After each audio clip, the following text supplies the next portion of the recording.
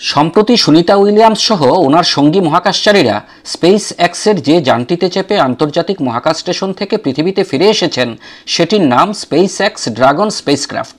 কিন্তু এই যানটি ঠিক কেমন, বিশেষ করে এর ভেতরের যন্ত্রপাতি ও ব্যবস্থাপনাই বা কেমন, আর কীভাবেই বা এটি মহাকাশে গিয়ে স্পেস স্টেশনের সঙ্গে যুক্ত হয়?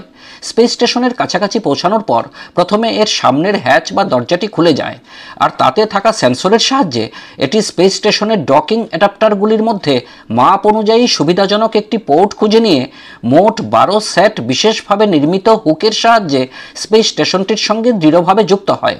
তারপর কেবিনের বায়ুচাপকে স্পেস স্টেশনের বায়ুচাপের সঙ্গে সামঞ্জস্যে এনে ডকিংয়ের প্রায় 2 ঘন্টা পরে প্রথমে স্পেস স্টেশনের হ্যাচ ও পরে স্পেস ক্রাফটের হ্যাচ দুটি পরপর খুলে যায় এবং তখন ড্রাগন থেকে মহাকাশচারীরা একে একে স্পেস স্টেশনে প্রবেশ করেন।